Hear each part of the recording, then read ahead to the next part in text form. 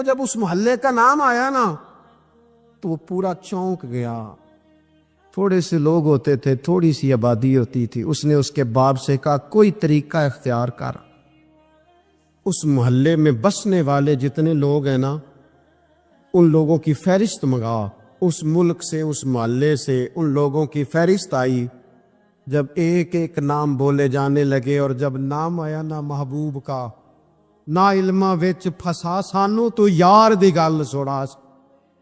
وہ جب نام آیا نا اس محبوب کا تو پہلے اس کے ہاتھ کانپے, پھر اس کی نظر پھڑکی, پھر اس کی آنکھوں میں آنسو آئے, اور پھر اس نے آنکھیں کھول کے ہاتھ تھاما اپنے باپ کا اور رو کے کہنے لگا بابو آیا ہے, وہ یہاں ہے, ملاقات ہو جائے گی. سے سمجھ آ گئی اس کی شفا کہاں ہے. حضرت سیدنا ابو بکر صدیق فرماتے ہیں میں حضور کے سامنے بیٹھا, ایک شخص آیا, اس نے آ کر کے کہا یا رسول اللہ صلی اللہ تعالی علیہ وآلہ وسلم, یہ میرے ہاتھ کے اندر خنجر ہے, میں قتل کر کے آیا ہوں. قاتل کھڑا ہوا. ایک طرف قرآن مجید کا حکم ہے کہ جس نے ایک آدمی کو قتل کیا پوری انسانیت کو قتل کیا. حضور یہ خنجر ہے, قتل کر کے آیا ہوں. میرے مصطفیٰ نے فرمایا کس کو قتل کیا؟ عرض کی حضور سگی بہن کو مارا ہے. سگی بہن تھی, میں نے قتل کر دی. میرے نبی پاک صلی اللہ علیہ وسلم نے فرمایا کیوں مارا؟ پیار نہیں تھا؟ محبوبہ بہن سے کس کو پیار نہیں ہوتا, بڑا پیار تھا, پر مارا کیوں؟ تو صحابی رونے لگے, کہنے لگے محبوبہ میں بڑا پیار کرتا تھا, پر وہ کافرہ تھی, مشرکہ تھی, بڑا پیار کرتا تھا. جب بھی اس کے پاس جاتا وہ آپ کے بارے میں بات چھیڑ دیتی. میں اس کو کہتا سارا کچھ کر لے, میرے نبی کے بارے میں بات نہ کرانا. میں ہر شے سہ لیتا, پر مصطفیٰ کریم کی ذات کے بارے میں کوئی بات برداشت کرنے کی طاقت نہیں رکھتا. یہ والا جملہ نہ کہنا. میں اس کو روکتا, منع کرتا, وہ باز نہ آتی. کہتے ہیں آج اس نے اتنی سخت بات کی کہ میں اس کا گلا کاٹ آیا ہوں, قتل کر دیا ہے. حضور میرے لیے حکم کیا ہے؟ تو نبی پاک نے فرمایا جا, تیرے اوپر کوئی سزا نہیں, تو نے جو کیا ہے اچھا ہی کیا ہے, نہیں اچھا کر ڈالا ہے جو تو نے کیا ہے. ایک صحابی نابینا تھے, آنکھوں سے نظر نہیں آتا تھا, رشتہ کوئی نہیں دیتا تھا, معذور آدمی تھے, نکاح ہوا, شادی ہوئی, 2 بیٹے دیے اللہ, گھر بس گیا, بیوی کپڑے دھو کے دیتی, خدمت کرتی, روٹی پکا کے دیتی, بچے بڑے حسین تھے. اور وہ صحابی خود فرماتے ہیں, نابینا صحابی کہتے موتیوں کی طرح کے میرے بچے, جو بھی آتا آ کے کہتا تیرے موتیوں کی طرح کے لال ہیں. لیکن آپ فرماتے ہیں ایک صبح اعلان ہو گیا, مدینے میں شور ہو گیا کہ اس نابینا صحابی کی بیوی قتل ہو گئی, کسی نے خنجر کے دبایا, مر گئی ہے. کہتے ہیں اس کے لواحقین اکٹھے ہوئے, در رسالت مآب پہ آئے, آگے کہنے لگے حضور ہمارا قاتل ڈھونڈ کے دیں, ہماری بیٹی کو کس نے مارا؟ میرے رسول پاک نے مجمع پہ نظر ڈالی, فرمایا بھائی مجھے کہنے کی ضرورت نہ پڑے, اگر قاتل موجود ہے تو خود اٹھ جائے. خود اٹھے. وہ نبینا صحابی بیچ میں سے اٹھ کے کھڑے ہو گئے, کہنے لگے سونیا قاتل کوئی باہر نہیں, میں خود قاتل ہوں, میں نے مارا ہے, میں قاتل ہوں, میں نے مارا ہے. مصطفیٰ کریم سید عالم صلی اللہ علیہ وسلم نے فرمایا تجھے تو اس کی بڑی ضرورت تھی, بڑی حاجت تھی, تیری بیوی تھی, تیرا گھر سنبھالتی تھی, تیرے بچے تھے. صحابی عرض کرنے لگے حضور سارا کچھ ٹھیک تھا, پر وہ آپ کی بے ادب تھی. حضور اس کے آنے سے میرا گھر بس گیا, روٹی پکنے لگی, کپڑے ملنے لگے, اولاد ہونے لگی, میں دنیا پہ آ گیا. لیکن محبوبہ میں نے وہ سخ کیا کرنے ہیں جو تیری بے ادبی پر تعمیر کیے جائیں. یا رسول اللہ مجھے کیا حاجت اس چیز کی جس میں آپ کا پیار ہی نہ ہو, یا رسول اللہ آپ کی محبت ہی نہ. حضور میں نے قتل کر ڈالا ہے, مجھے بیوی نہیں چاہیے, مجھے وہ والی چاہیے جس کی زبان پر رسول اللہ کے نام کے ترانے ہو, جو حضور کی محفل کرنے والی ہو, نعت پڑھنے والی ہو, جو نبی پاک علیہ السلام کی ازواج کا, اولاد کا, بیٹیوں کا ذکر کرنے والی. مجھے وہ بی بی نہیں چاہیے جو بی بی بے ادبی کرے. میرے نبی پاک صلی اللہ علیہ وسلم نے محلے داروں سے پوچھا, فرمایا بات اس کی ٹھیک ہے؟ کہا حضور واقعی بے ادب تھی. نبی پاک نے فرمایا اٹھو پھر چلے جاؤ, اس نے انسان نہیں مارا, اس نے گستاخ رسول کو مارا ہے, اس نے ایک گستاخ رسول کو مارا ہے. بھائی یاد رکھیں نبی پاک کا پیار ایمان کا حصہ ہے, اس میں کوئی کمپرومائز نہیں. علامہ اقبال کہتے ہیں میں نے سارا دین پڑھا ہے, سارا قرآن پڑھا ہے,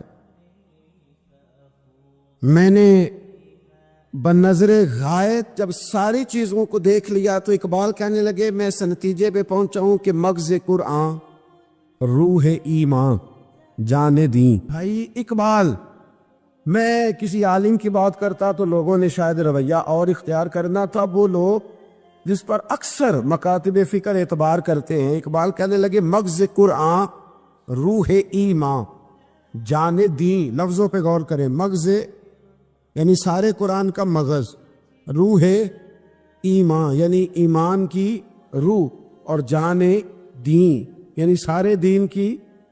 آپ دیکھیں ترتیب، مغز قرآن، روح ایمان، جان دین.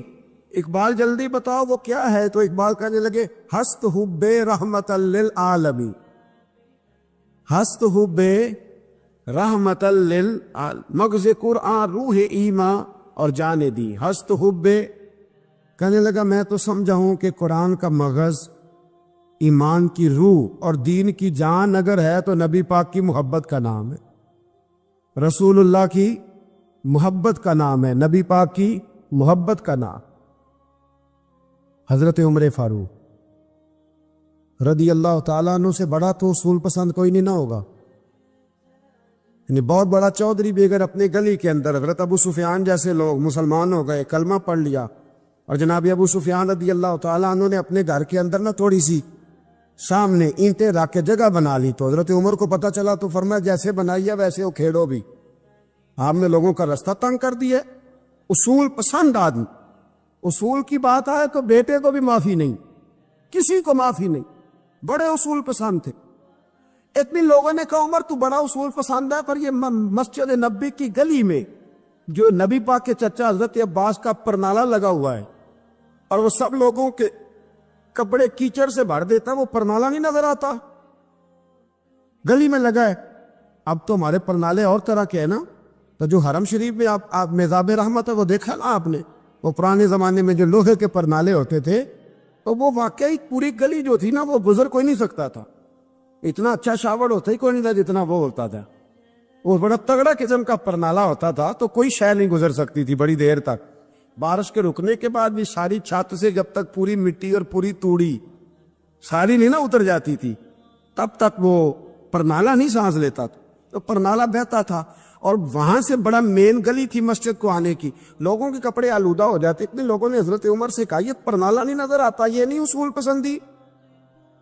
تو جناب عمر فاروق رضی اللہ تعالیٰ عنہ فرمانے لگے اتار دیتے پرنالہ، یہ بھی اصول پسندی ہے. اتارتے.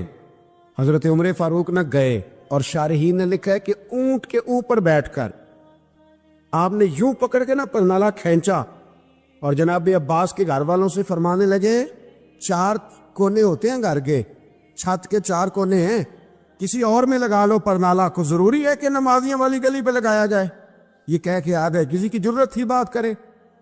حضرت عباس آئے تو لوگوں نے آ کے کہا کہ عمر نے پرنالہ کھیر دیا، فرمایا کہ 4 کونے کہیں اور لگا لو. تو حضرت عباس مسکرائے.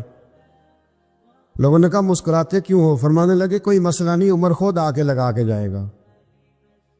جیسے وہ کھیڑا ہے ویسے. لوگوں نے کہا وہ عمر ہے، عمر کو بدلنا اور اس کی بات کو بدلنا، اور اتنی جرت کہ وہ لگا کے جائے. جس بندے کو دیکھ کے شیطان گلی کا رستہ بدل جاتا ہے، آپ اس کی بات کر رہے ہیں. فرمایا میں نے کہہ دیا نا عمر لگائے گا، تو انشاءاللہ عمر لگائے گا.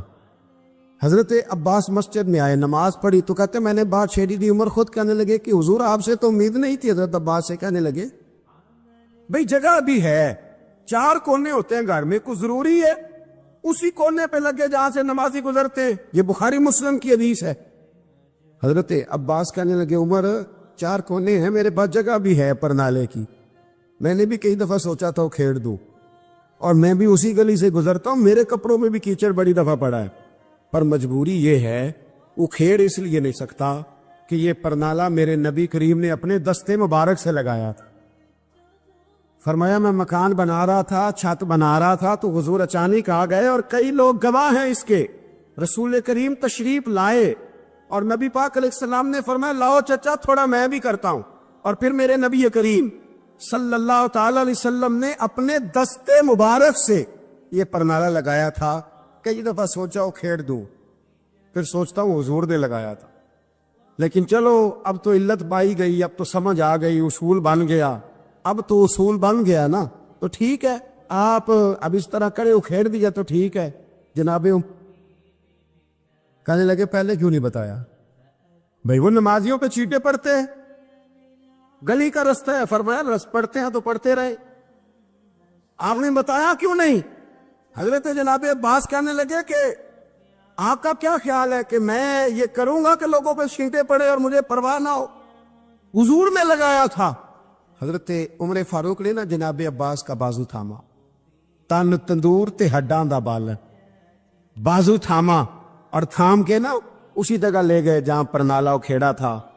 پہلے تو اونٹ پہ چڑھ کے لگایا تھا نا، تو اب کہنے لگے حضرت عباس سے کہ آپ نا میرے کندھوں پہ چڑھ گئے، میرے کندھوں پہ تن تندور تے ہڈاں دا بالن، اسی ہاواں نال تپایا ہے، کپ کپ مکیاں پیڑے کیتے، اتوں عشق پلے تھل لایا، تن دا سالن تے من دی ہانڈی، لون صبر دا پایا، غلام فریدا وے میں ساری تیری. تینوں وجہ یقین نہیں آیا؟ فرمایا خود لگائیے. حضرت عباس رضی اللہ تعالیٰ عنہ اوپر نالا لگا کے اترے تو حضرت عباس بھی رو رہے تھے اور جناب عمر بھی رو رہے تھے، آنکھوں میں آنسو تھے. فرمایا ہم یہ نہیں دیکھیں گے کہ علت کیا ہے، وجہ کیا ہے، ہم تو یہ دیکھیں گے کہ رسول اللہ کی نسبت کیا ہے. نبی کریم علیہ الصلوۃ والسلام کے دست مبارک لگ گئے، ساری وجوہات ختم ہو گئی. اب جس کے کپڑوں میں پانی پڑتا ہے پڑے، جس کو تکلیف ہوتی ہے لیکن چونکہ یہ رسول پاک صلی اللہ علیہ وسلم نے دست مبارک سے لگایا ہے، تو مزاج یہ ہے کہ جہاں بات آئے گی ذات رسالت کی، وہاں باقی کے قانون چھوڑ دیے جائیں، وہاں باقی کے معاملات چھوڑے جائیں گے، وہاں تکلف سے نکلا جائے. میرے نبی کریم علیہ السلام سے نا بڑے شروع میں بڑے آگاہ ایک صحابی تھے، حضرت برا بن مالک نام تھا، چھوٹی سی عمر تھی.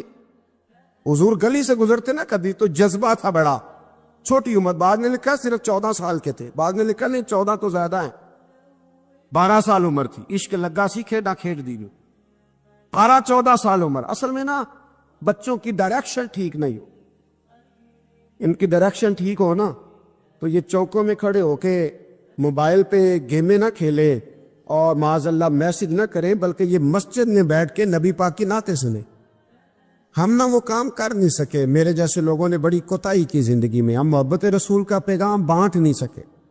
ہم نے اپنی بیماریاں دیکھی، اپنی تھکاوٹیں دیکھی، یہ دیکھا کہ فلاں شہر کیسے جائیں، فلاں شہر کیسے جائیں.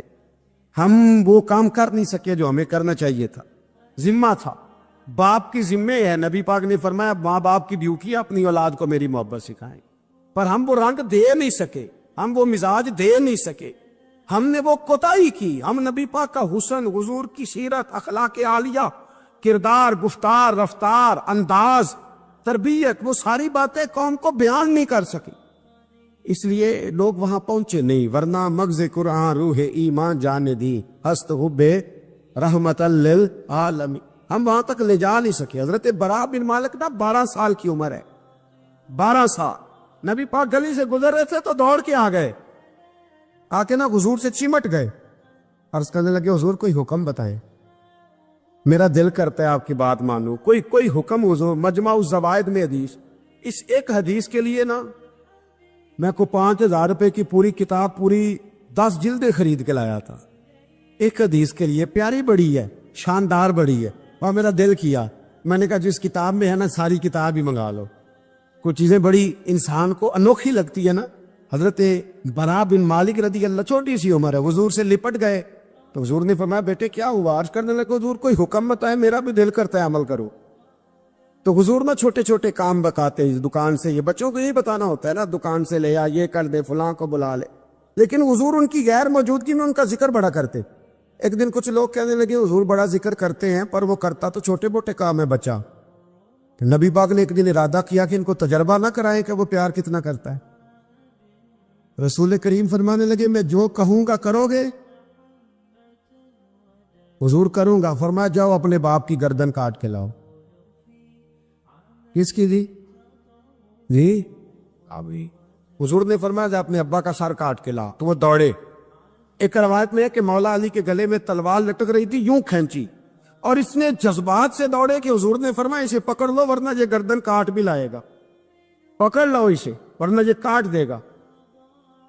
اللہ کی قدرت کہ تھوڑا وقت گزرا تو وہ بیمار ہو گئے. دن میں 2 مرتبہ میرے نبی پاک تیمارداری کرنے جاتے. ایک شام رسول کریم تشریف لے گئے، تو حضور سرانے بیٹھے، ماتھے پہ ہاتھ رکھا تو کریم محبوب ان کے باپ کی طرف کان میں کچھ کہا ان کے والد سے، حضور رونے لگے، اور پھر حضور نے دوبارہ ماتھا چوما، پیار کیا اور چلے گئے۔ حضرت برا بن مالک چھوٹی عمر تھی، کچھ نے لکھا طلحہ بن برا نام تھا ان کا۔ تو حضرت طلحہ بن برا نا اپنے ابا کو قریب بلایا اور چارپائی پہ بٹھایا، کہنے لگے ابا جی حضور کیا فرما گئے؟ کہا بیٹا تیرے والی بات نہیں، کل ہی بتائیے۔ کہا نبی کریم علیہ السلام نے فرمایا کہ شام کو نا میرے طلحہ کا انتقال ہو جائے، اور جب اس کی روح پرواز کر جائے تو مجھے خبر کرنا، میں آ کے جنازہ پڑھاؤ۔ ٹھنڈ بڑی تھی، مدینے میں ٹھنڈ بڑی تھی۔ حضرت طلحہ نے نا اپنے باپ کا ہاتھ پکڑا اور اپنے سینے پہ رکھا، کہنے لگے ابا حضور تو جو فرما گئے، پر میری وصیت یاد رکھنا، نبی پاک کے دین کا قانون یہ ہے کہ جب کوئی انتقال کر جائے تو جلدی دفن کرو، اس طرح کرنا رات کا وقت ہوگا، جب میرا انتقال ہوگا تو فوراً غسل دے کے نا دفن کر دینا، نبی پاک کو خبر نہ کرنا، نہ بتانا۔ عمر دیکھو اور بات دیکھو، کہ حضور کو کیوں نہیں بتانا، حضور خود فرما کے گئے۔ تو کہنے لگے رات کا وقت ہوگا تو جن گلیوں سے حضور نے گزر کے آنا ہے نا وہ یہودیوں کے محلے، ایسا نہ ہو کہ میرے جنازے کی وجہ سے کوئی یہودی میرے نبی کو تکلیف دے دے، میرے جنازے کی وجہ سے، جنازے کی وجہ۔ یہاں کہتے ہیں حضرت صاحب مجھے بڑا پیار ہے آپ سے، پر میرے گھر ضرور پہنچے، جیسے مرے یا جیے، ماں شام کو آپ کو پہنچنا پڑے گا۔ میرے رسول کریم علیہ السلام کے غلاموں نے دیکھو انداز محبت کیا بیان فرمایا، کہا نبی پاک کو تکلیف نہ ہو میری وجہ سے، میرا جنازہ خود ہی پڑھ کے مجھے دفن کر دینا۔ ان کا انتقال ہو گیا، رات کو دفن کر دیا، صبح حضور تشریف لائے، وہ محبوب جنہیں اللہ نے غیب کے خزانوں کی کنجیاں عطا فرمائی، فرمایا بتایا کیوں نہیں، مجھے بتاتے، نہ خود جنازہ پڑھتا، میں خود نہ قبر میری تے میرے اپیرا جے کر پاوے پھیرا، قبر دے اندروں ہڈیاں اٹھ کے مجرا کر سن تیرا۔ کہا بتایا کیوں نہیں، خبر کیوں نہیں کی، میں جنازہ پڑھتا، میں خود پہنچتا۔ تو باب رو پڑے، عرض کرنے لگے حضور میرا تو پتر تھا، میرے لیے اس سے بڑی سعادت کیا ہوتی کہ آپ جنازہ پڑھاتے، پر اس نے وصیت کر دی کہ حضور کو بتانا نہیں، تکلیف ہوگی۔ نبی کریم فرمانے لگے بتاؤ مجھے اس کی قبر کہاں ہے۔ اور یارو غور کرنا، ساری دنیا گنبد خضرا روضہ رسول پہ اور نبی پاک ایک غلام کی قبر پہ تشریف لو، خود نبی کریم گئے، اور آج حضور نے دعا انوکھی فرمائی، فرمایا اے اللہ جب میرا طلحہ تجھ سے ملے نا تو ذرا اس سے مسکرا کے بات کرنا، جو تیری شان کے لائق، رسول اللہ کی محبت، نبی پاک کی غلامی، رسول اللہ کا پیار۔ اعلیٰ حضرت کہتے ہیں جان ہے عشق مصطفیٰ، روز فضو کرے خدا، او بھائیو جس کو ہو درد کا